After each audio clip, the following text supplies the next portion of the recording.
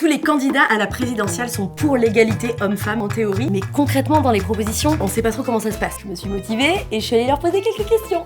S'il vous plaît? Oui, pardon, je vous interromps. Vous avez des solutions concrètes pour aider les femmes à sortir du parcours de la prostitution? Je leur dis à chaque fois, mais qu'est-ce que vous faites là? Pourquoi vous gâchez votre soirée? Où va-t-on pouvoir avorter si vous êtes présidente? À Aulnay, mais aussi dans les villes alentours.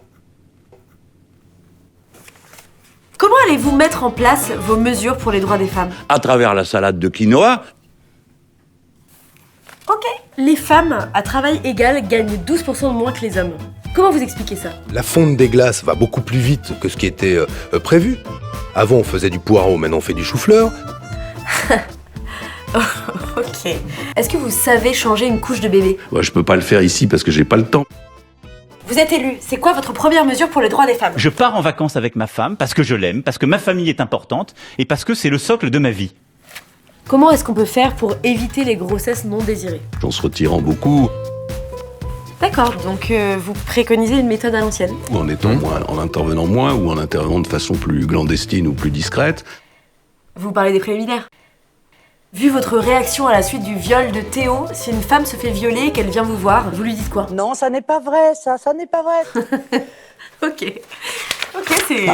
Il y a beaucoup d'hommes qui ne payent pas leur pension alimentaire, c'est la CAF qui rembourse donc le contribuable. Ils sont où les hommes, franchement? Partout, au bar, au bistrot, dans le taxi, dans la rue, bon.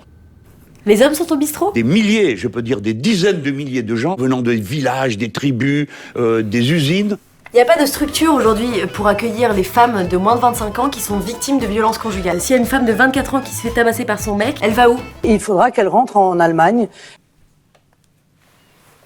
Les horaires d'ouverture des crèches, c'est un vrai problème. Si vous devez déposer votre enfant à 7h du matin et que vous trouvez une porte fermée, vous faites quoi? J'ai dû ouvrir les portes souvent à coups de pied parce qu'elles ne s'ouvraient pas autrement. 100% des femmes qui prennent les transports ont déjà été victimes d'une agression sexuelle. Bonjour. Est-ce que vous identifiez à ces femmes? Est-ce que vous avez déjà vécu des traumatismes sexuels? C'est-à-dire que ça allait plutôt dans le bon sens, mais ça allait jamais assez loin. Ok.